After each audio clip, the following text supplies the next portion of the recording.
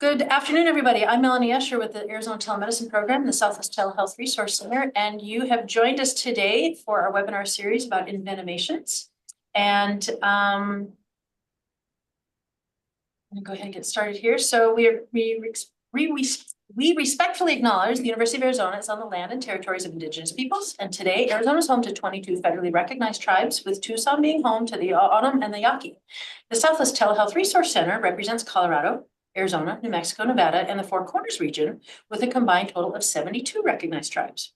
Committed to diversity and inclusion, the university strives to build sustainable relationships with sovereign Native nations and Indigenous communities through education offerings, partnerships, and community service. I'm not sharing the screens. Chris just had Oh, we're not sharing the screen? No. Oh, hold on a second. Okay, Oh, it looked like it was. it looked like it was. All right. I got them all in the right position here. Let's start that again. How about this? All right. Nice. Welcome, everybody. All right, so It was a good rehearsal. there you go. All right, so again, so this is the Arizona Telemedicine Program, Southwest Telehealth Resource Center. As you connected today, your phone or your computer microphone was muted, and we will have time for questions and answers. Please use the chat function. We've got 3 speakers today, so if you come up with a question, please go ahead and put it into the chat. And of course, Dr. York will be monitoring the chat and watching those questions come in and making sure presenters get those. Here's the continuing education, the objectives. This was all sent out in an email to everybody as well. I'm not going to read through this. Everybody can get a certificate for attending today. Disclaimer, standard disclaimer, opinions expressed are of the presenters. And please be sure to go to our website and check out for more upcoming webinars and events. And of course, with this series, when we get our new date, I like to send it out to everybody that's been interested in this program. So you get it first and exclusive from me when those next programs are. We also have an evaluation, and today's topic came directly from these evaluations. So please do this evaluation and give us your thoughts and ideas for what you would like to see in the future. These are our presenters today, including Dr. York, who's going to be facilitating. We've got Dr. Klotz, we got Dr. Shirazi, and Dr. Meadows. So I'm going to go ahead and pass it over to Dr. York. And then you've got your next slides there for about the series. So much power. All right, so I'll keep it real brief. I think most of you have been with us before, but if you haven't been, this is our lecture series on unique infectious diseases, poisonings, and envenomations of the Southwest. If you have not been with us yet, we have done a bunch of crazy topics out there that I hope you'll enjoy. All of them are archived. You can find them on the University of Arizona Department of Telemedicine website.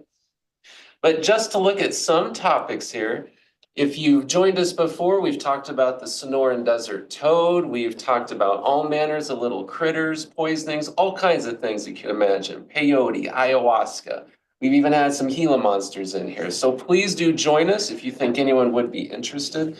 Please share this information with them.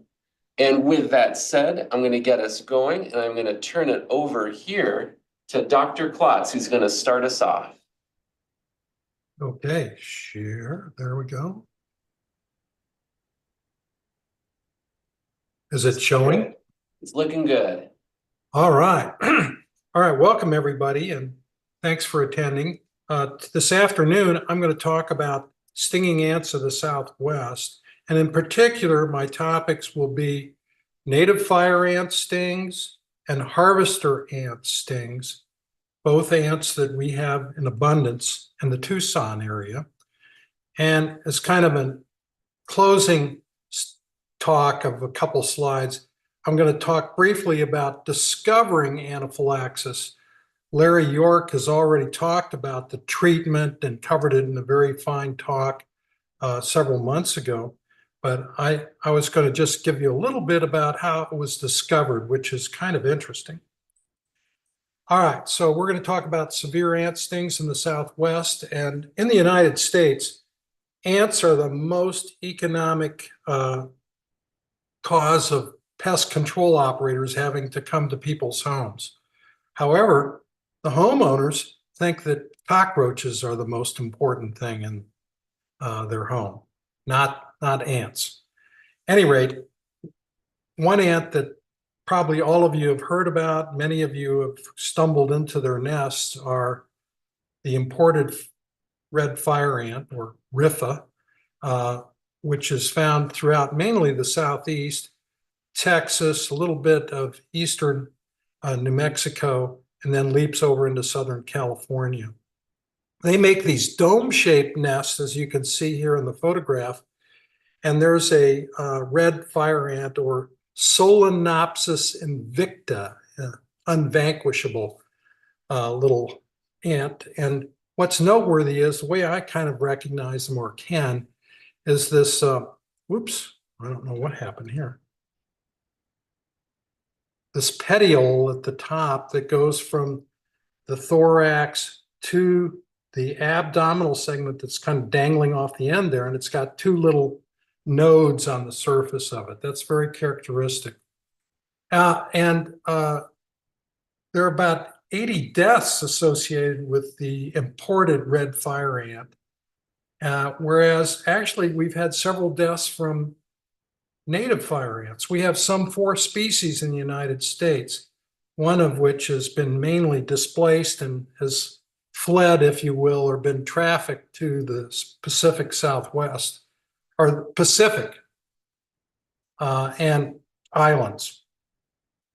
And but Solenopsis xyloni, which is a native fire ant, is responsible for 2 deaths, at least, a small child in Mississippi and a 3-month-old in Phoenix, Arizona.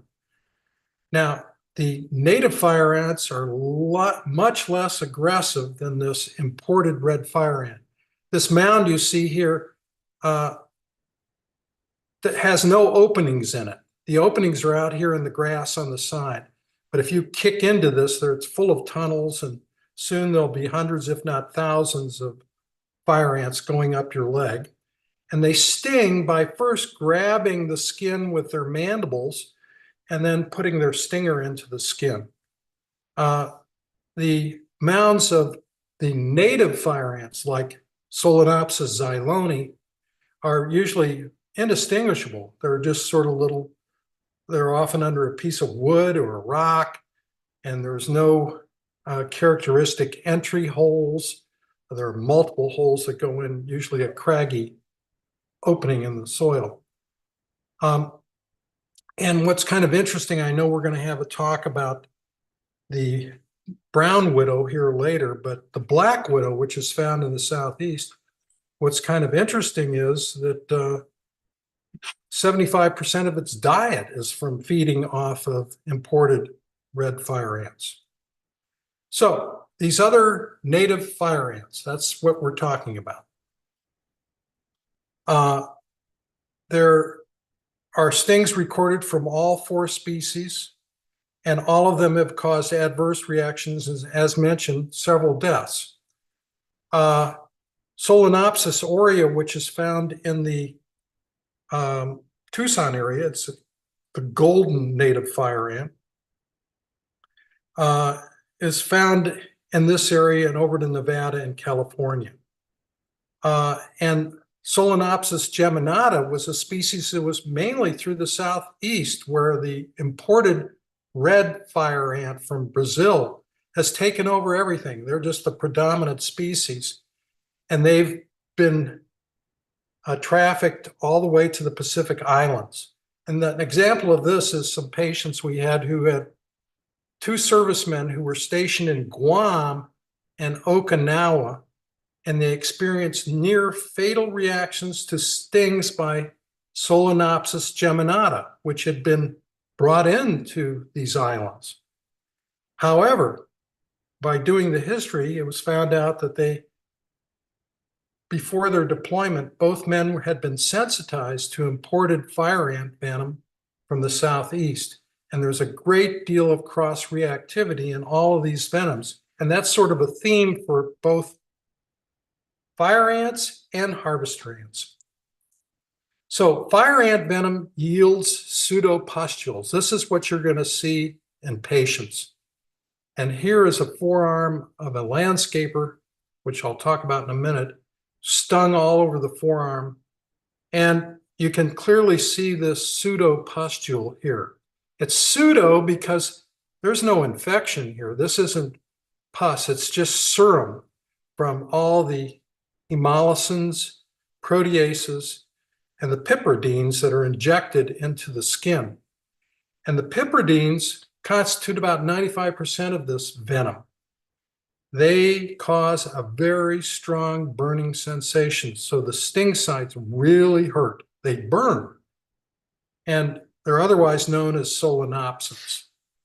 But this was a 40-year-old landscaper out in Indio, California in 2008 who got stung while changing some flowers in pots, began to get short of breath, wheezing, itching, and faintness, and drove to the emergency room where he was treated for anaphylaxis and released. And again, in the history, it was found out that he had been stung similarly on the forearms while working in the same area. And the ant proved to be Solenopsis xyloni, since we went to the area and captured it. All right, some more considerations. Here's a picture of a harvester ant that looks somewhat similar, but this is, the genus is Paganomyrmex, and the species is Maricopa. And the Maricopa harvester ant is of this beautiful red. And I think you will recognize the nests of these once I show it to you in a coming slide. Well, ants in the Southwest are considered to be urban pest management professionals to be really a big problem. And the more adaptive species like this southern fire ant and this ant here, which is Paganomyrmex, this one that's shown is Maricopa, but the one that's also very common in Tucson is rugosus, or rough harvester ant. These two ant species thrive in disturbed habitats, so they become house and yard pests. And they often flourish alongside the roadways, the asphalt roads that we have in Tucson, where water runs off the roadway, softens the soil where they can build a nest. And for harvester ants who survive solely on grass seeds, grass can grow. So they just have an instant home. Now, studies have demonstrated that the antigenic cross-reactivity for the species within both the Solenopsis, or fire ants, and Paganomyrmex, the harvester ants, is widespread between the species. And actually, there's a surprising degree of cross-reactivity between the fire ant and the common striped scorpion, Centroroides vittatus, which we had talked about several months ago in dealing with scorpion envenomation. It gives you a sting. It's not going to kill anybody, and it hurts, but that's about it. But the significance of this is unknown. So the harvester ant only has one predator, and it's shown here. This is a horned lizard, and it's equipped in such a way that it can handle this ant. You can see the tongue sticking out here. It's going to grasp the harvester ant right in the midsection and then pull it into the mouth. And these red arrows in the back of the mouth of the lizard show you some mucus plugs that instantly sort of cushion the front for the mandibles and the back where the stinger is. And this is how they avoid being stung by this really venomous ant. The stings of harvester ants are considered to be the most painful of all North American ants and the most toxic of all insect venoms based on median lethal doses to mice. And one of our good friends of all the speakers, Justin Schmidt, who passed away a year ago, who was instrumental in forming this conference, he maintained that the harvester ant venom was stronger than any snake venom, including the crite and so forth in Australia. There are at least 2 deaths that have been attributed to stings by this ant in Oklahoma. And that was, of course, from anaphylaxis, not the amount of venom they get, because one little ant can't administer much in the way of total venom. And I remember seeing this man in the emergency room who complained only of ants in his pants. He was a 41-year-old man who was brought to the emergency room by EMT. He was drunk and he was disheveled, short of breath, wheezing, itching all over.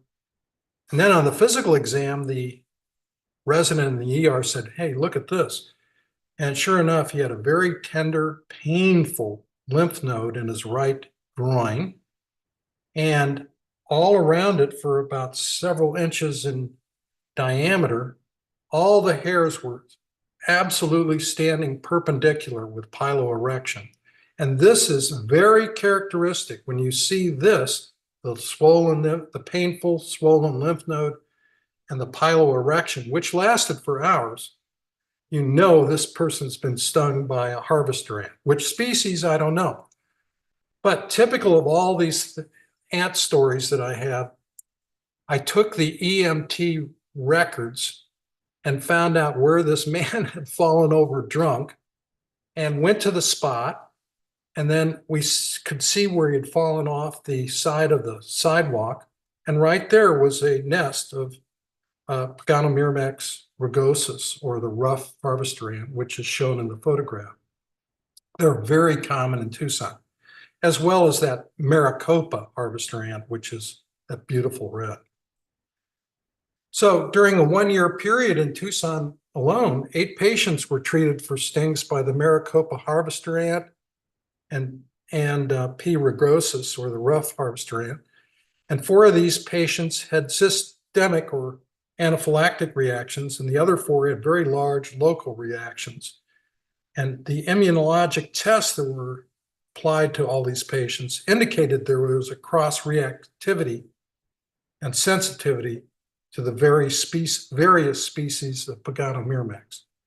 And as promised, here's a photograph of a typical harvester ant nest. Whoops, sorry. And what is typical about it is you can see all the grass has been cleared away in about a 3-foot diameter. And in the center, there's one entrance point. And then scattered all around the cone on the side are hulls of grass seeds. They survive and feed only on grass seeds. And you can find these in your yard. You can find them. My brother and I did a big study of them in the agricultural farm and some of the abandoned pastures. So one thing I think is important to remember, we had talked in the past about massive bee stings. And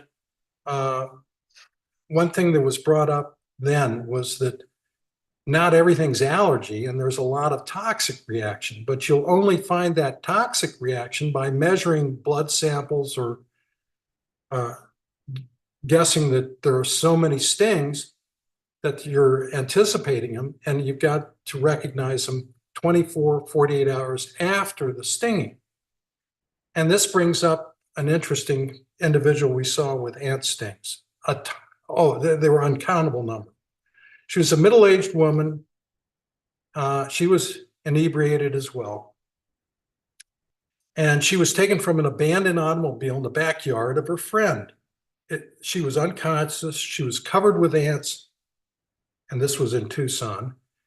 And the EMT notes document all of this very well. When she was hospitalized, this was 2018, she had an extensive papular-pustular skin eruption. Again, pseudopustules. There's no infection involved here. These are just the result of all the pipridines that are injected on her abdomen and thigh. And she also had very strong evidence of disseminated intravascular coagulation. No one could figure this out. They treated her for anaphylaxis. And then Justin Schmidt and I decided, well, let's go out and find out what could this be. Sounds like ants. I mean, she was covered with them. And she had gotten in this car, opened a can of pineapple chunks, accidentally spilled it all over her abdomen and legs, and then on the seat of the car and the floorboard of the car, all of which was resting over a Solenopsis aurea or golden fire ant nest. So they were attracted by the sugars. They came up, she probably was swatting at them, who knows, but uncountable number of pseudopustules all over this huge pannus on her abdomen and her thighs. So there was obviously a large amount of venom injected, and it may have triggered the disseminated intravascular coagulation, because the venom contains a lot of powerful hemolytic factors as well. Okay, I said I'd end this with a little discussion about the history of anaphylaxis.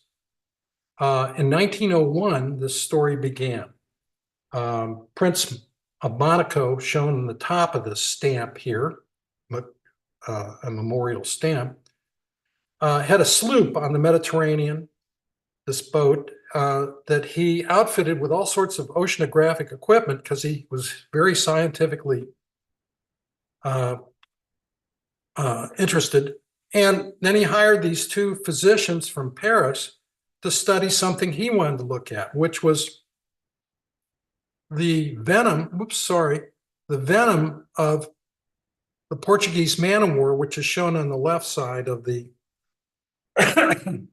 stamp there, and it has the tentacles coming down. They float on the water. Many of you have seen them perhaps in the Gulf or even on the southern Atlantic side, and which they did.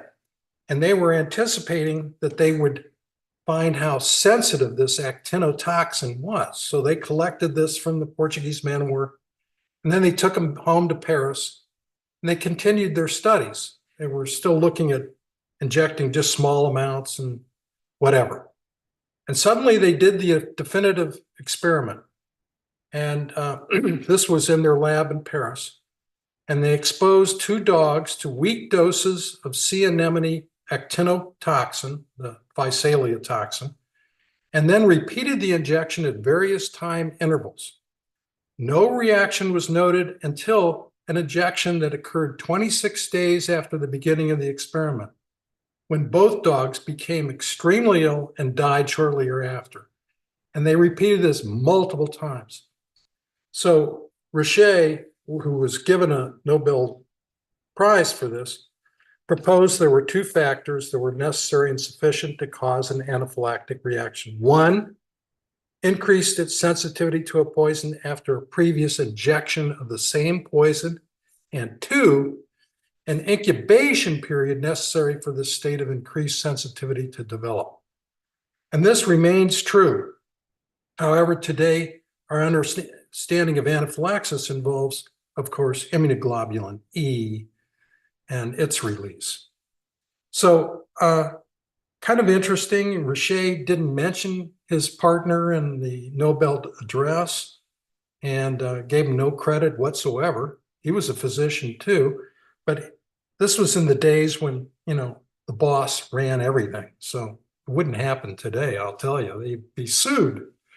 At any rate, I placed some several of ant stories we have here that we published. We've worked maybe 20 things on ants and many different species. And I'll end it right there. Oops, I need to stop share. Oh, you're good. All right, so we had some hands raised in the chat. If you don't mind, go ahead and type your question in and we can make sure that that gets answered for you. And we'll give you just a couple seconds here. In the meantime, we're going to slowly switch it over to Dr. Jonathan Meadows. I've known this guy for about 30 minutes now. He really knows what he's talking about. It's going to be a great chat. And he is one of our medical toxicology fellows that's joining us today to talk to you about the Arizona brown spider. And for the sake of time, we may not get to Dr. Shirazi's talk today to make sure that we don't shortchange any of this, as it was requested by you all. So please enjoy. And again, make sure you type your questions in. If you have questions for Dr. Klotz, it's never too late. So you just put those in there and we can make sure to get them answered all at the end for you. The 3 screens got you. 3 screens are getting to me here. So I get them in the right order. swap. There we go. Perfect. And here are. It is your all notes of over you. here. I know, have no right? idea. All right, I'm gonna pass Thank you. this over and let's go Thank you. ahead and get a share. Oh, we better do our share. Good, good. All right, Chris, we got that going? All right, Dr. Cox, that was a Yep, great looks good. presentation. I just want to give like everyone, thank you for the opportunity, of course, to like present and to give special thanks to Dr. Shirazi for allowing me to participate. So this presentation is entitled Local Lethal and Lurking. It's going to be covering the Arizona brown spider, which is also known as Loxosceles arizonica, and also some other species that we'll be familiar with. These are the contents that we're going to be covering, such as the basics of the brown recluse, a clinical review, a little bit of points about the geography and about the basics of the Arizona brown spider, a really good mnemonic to help you to think if it's an infection or something else. And then we'll cover some major points at the end. I do not have any disclosures since I'm a fellow here at the University of Arizona. Loxosceles is a genus, and it's Greek for crooked or slanted legs and a rested position. Its body is termed like a cephalopod, where the head is attached to the body, and there on the dorsum side or on the top side, you'll have the brown violin. That's not in every single species. So we have the deserted species, which does not have any. And that's where we get the violin or the fiddleback spider. It has 6 eyes in 3 like pairs. So if you're going to stare at a spider, you're going to be looking at that. And its legs are 5 times as large as its body. It's synanthropic, meaning that it hangs around humans. It's mainly doing its activities at night, and it hangs out in buildings. The genus itself and its species are across the globe, and in particular for the brown recluse, it's most active in the spring and in the autumn. And so its bites are uncommon, and it's mainly going to be in like clothing when you're like putting on like your jacket or like your bathing suit that's been stored for a season. There are like case reports of a spider being bitten in the bottom of a bathing suit or in course it's pants. And when you look at the National Poison Control Center data, it's about like 2% of all envenomations or bites that are just noted to be case mentions. That's not necessarily it being proved, and it could be other things like a meth spider or something of that in nature. So when we get into the venom itself, it has multiple components, but the main one that's going to cause problems for the cell and the tissue would be sphingomyelinase D. It can cause this necrosis, it can lyse blood cells, and it can have other factors. Allowing it for the venom to spread, it's going to be affecting the hyaluronic acid with this enzyme, and you can see the other parts, such as dealing with DNA, with ribosomes, and other parts of the cell. So this is going over just the pathophysiology, and you have the sphingomyelinase D is going to interact with the red blood cells and the parts on the surface of the cell, causing this inflammatory-like reaction seen here in this first circle. This is going to allow a lot of your white blood cells to come into the area of the toxin, causing hemorrhage, edema, leading to the microcirculation to get occluded, to get this coagulopathy, which is noted in the pathology slide back from the 80s in pediatric journals. And then you've got the thrombosis, the clotting, the ischemia, and then to the skin changes. And there's a nice little photo of our cute little spider there. This is the geographic distribution, looking at many of the species, and we see the Arizonica species is the is the olive green. We see now there are other spiders that can bite you, and you've got the sac spider, the jumping spider, the orb weave spider, and photos of them are also noted in that order. But if you're really going to call it, the way to really to identify if this is by aloxicilles is that you need to get an entomologist there and to identify the spider with a photo, or maybe someone brought in the spider per se. And if you don't, then at best you can call it a dermonecrotic wound. There is no confirmatory like clinical test, they're only like research tests. And you need to check out these labs to evaluate for things like hemolysis, other problems like kidney damage, et cetera. So you want to do the CBC, coags, a D-dimer, a fibrinogen level, look at your metabolic panel, your liver function test. If there's any type of like antibody reaction that's going on that's forwarding a hemolysis pattern, you'll do a Coombs test and look for any complications in the urine, such as looking at the UA. So there are three main classes when we look at the categories of someone who might present or progress to. The first one's going to be more local mild symptoms. You'll have this urticarial local signs with like this papule type of presentation. It'll become firm and healed, and we have a picture of this here. In the critical care literature from toxicology, it shows it's called a cutaneous cutaneous loxicilism. The second one is going to be your classic red, white, and blue sign. The bite might be painless or stinging. Then a few hours later, after the bite, it's going to be blistering. There may be some bleeding or maybe some ulceration.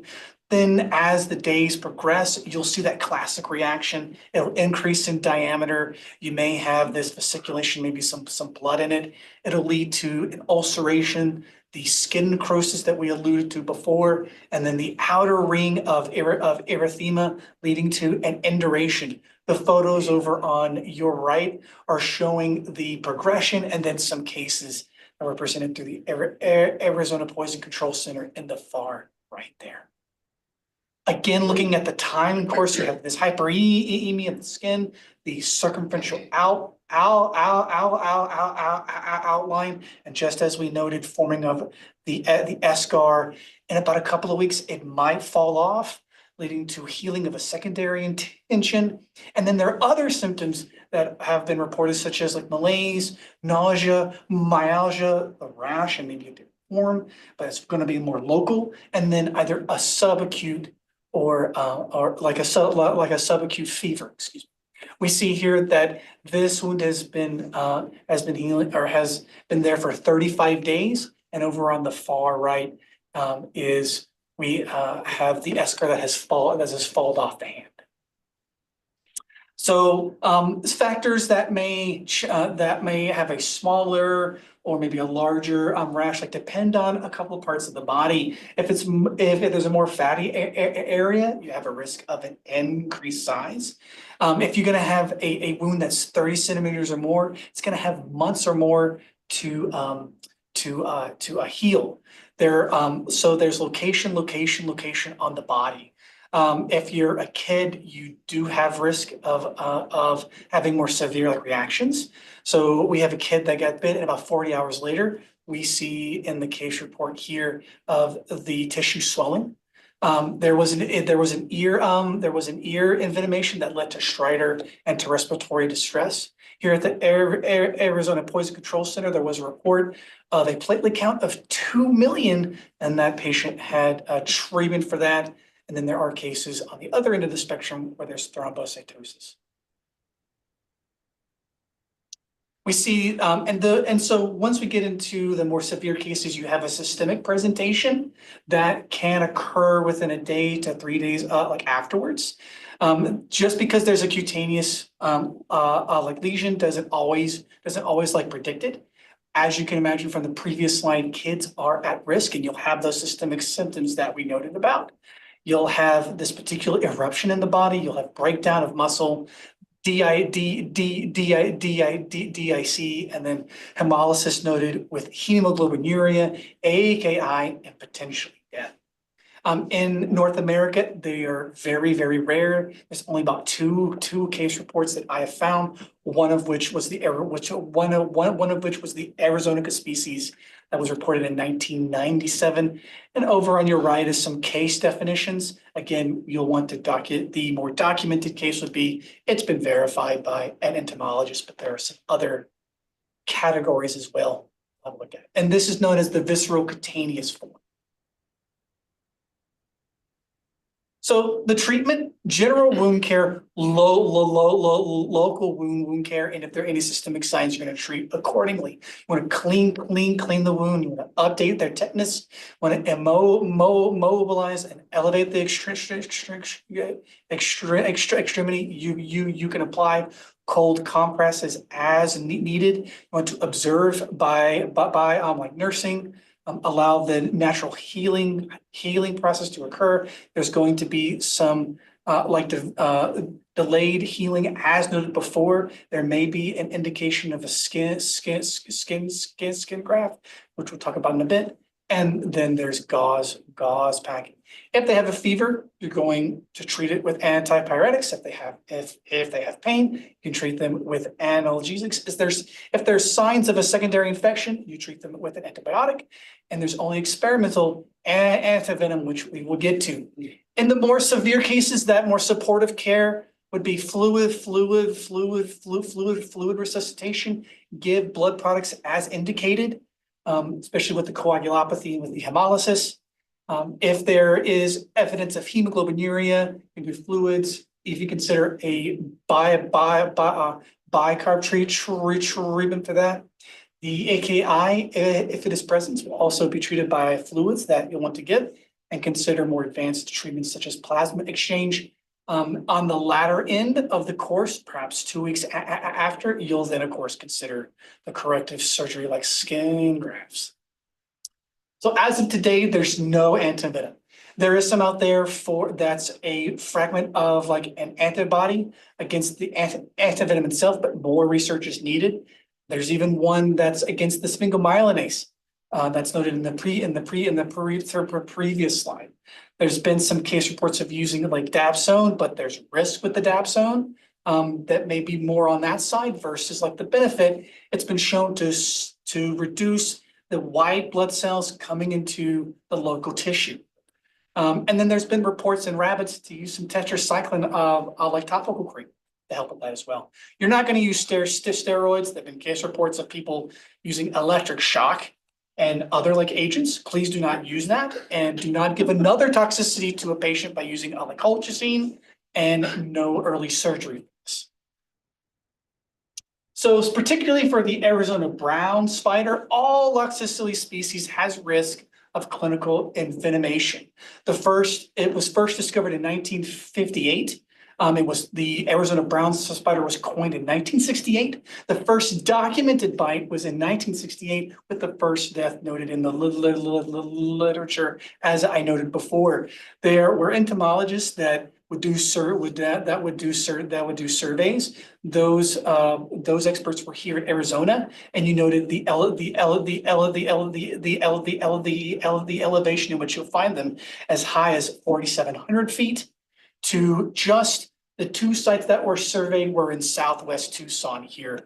From that study, their primary prey is ants. I'm not sure which ant, but as alluded to from our previous one. But they're found under dead or fallen like saguaro cacti, or under cardboard boxes, and also noted to previous points in houses, etc. And as from animal studies, the bigger you are, the less like you might have a risk for systemic symptoms. Death, as noted when they tested this on mice and rabbits, and the mice did not make it. The map over there is showing just the distribution here in Arizona, here in Tucson area, and there are a couple of reports of the little circles, a little bit central, maybe north, one in like California, but mainly here. So the diagnostic aid we want to talk about is a mnemonic device called Not Recluse. And this was reported by a Missouri dermatologist with 50 years of experience, looking at over 1,000 cases, and him and his two cohorts had made this mnemonic. It is a busy slide, but we're going to cover the main points here. We've got the item over on your left. The middle column is, if you have this, it's probably not a spider bite. And then if it's not, the differential diagnosis or other things to consider. So we're going to walk through it really quickly. If there's numerous bites, more than two lesions, it's probably not a spider bite. It's one of those other things like poison oak. If the occurrence, if it's not around a human dwelling, it's probably not a spider bite. It could be like, I'm gardening and you got a little pricked and you've got now this lesion going up your arm. Could be something else. Timing, is it during November or March? It's probably not a brown recluse, but it might. But if you look at our data here for Arizonica, the temperature is a little bit different. Then maybe around the monsoon season, and that's when things pick up in terms of activity of our local species.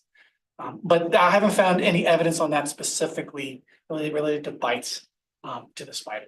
But something to think about. If there's a red cyst centered that's inflamed and angry, it might be a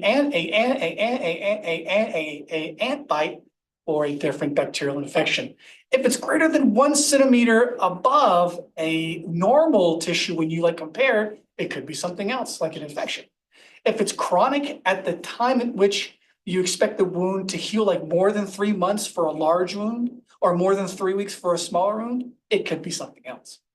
If the necrosis area is greater than 10 centimeters, pyoderma gangrenosum should cross your mind. If it ulcerates too early, again, consider that, or maybe anthrax, maybe less than 14 or 7 days.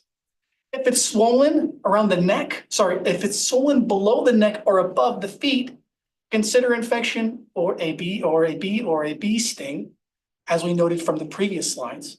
And if it's exudative moist, pus coming out of it, it's a bacterial infection perhaps, or maybe secondary.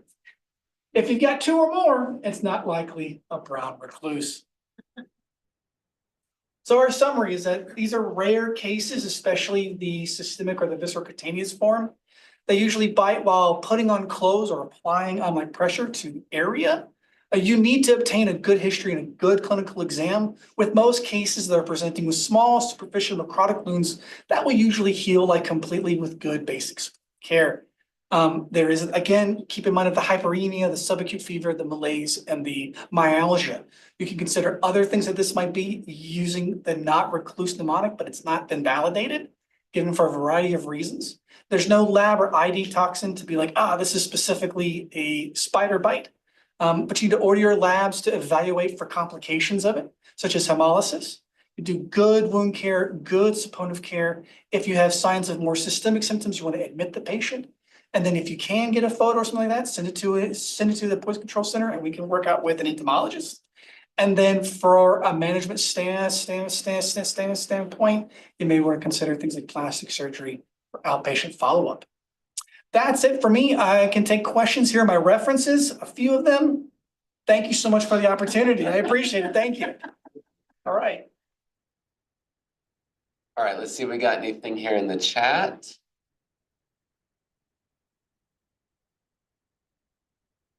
All right, I know for this one, I've got a couple of questions. So Sure. I think the biggest surprise is I think most people think of brown recluse as this is the worst thing you can possibly get exposed to. Yeah.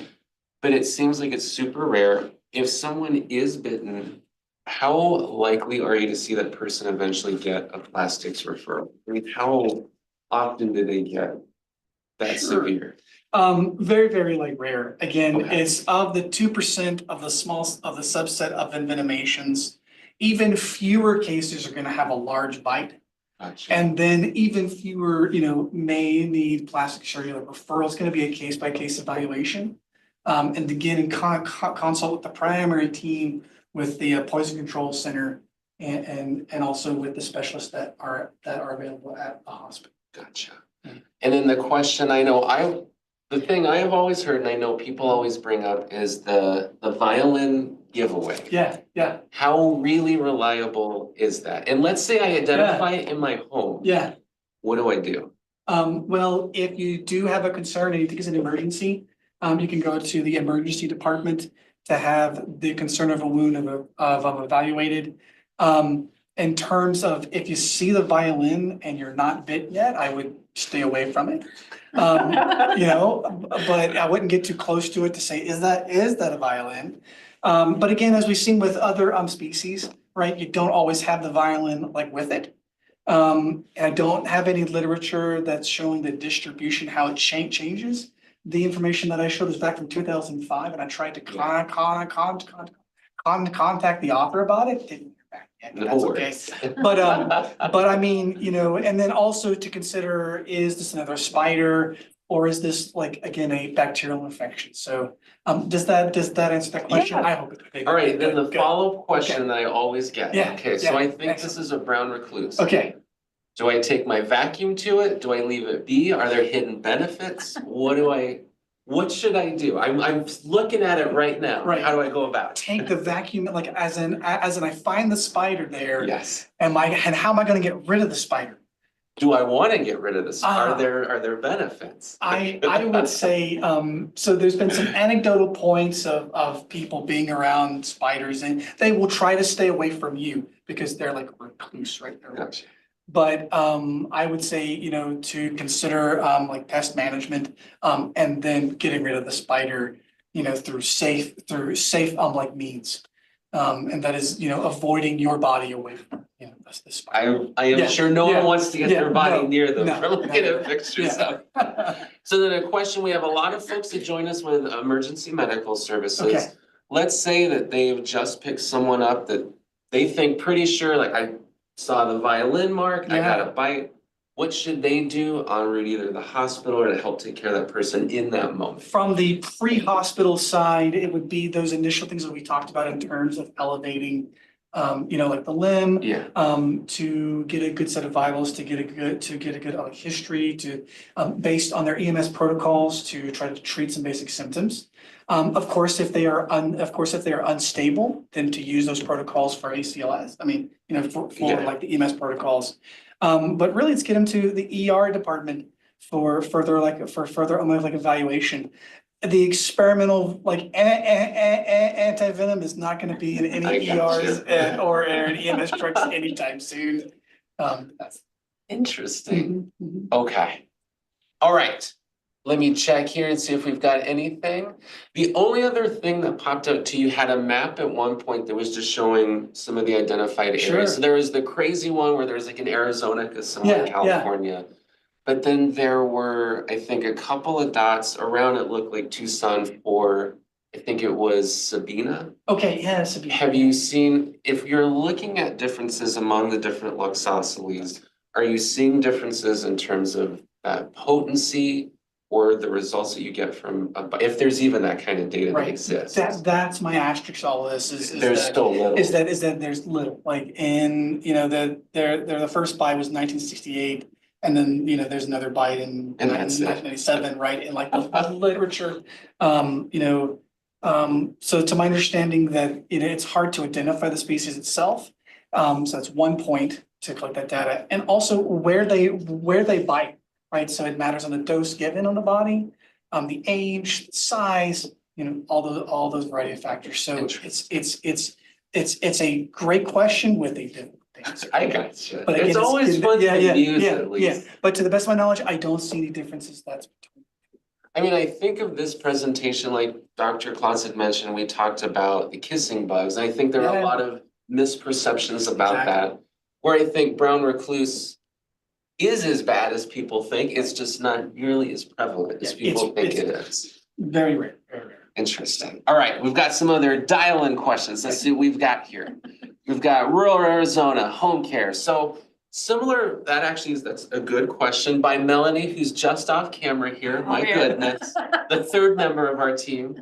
So if you do happen to find a brown recluse, is there an implication for, could there be more there? What kind of a background do you tend to see if you have found one? Do you need to call someone to come deal with it? Do they tend to be these one-off cases? what can we do to help either insulate our home or try to protect it if we have found one?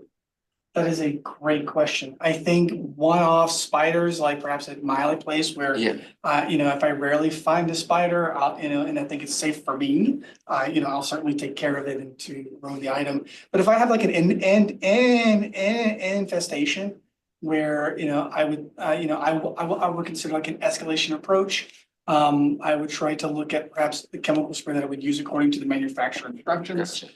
And then if I still have an infestation, then I would consider a professional service. Interesting.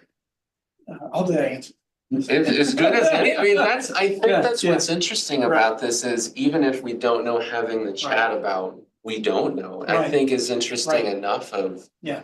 There's so many myths that at the very least, if we dispel some of those, that already I think is a benefit Right. for most folks. I mean, I think just not having the not recluse for our folks out there, there's something at Right. least you can do for some of Right, these folks. right.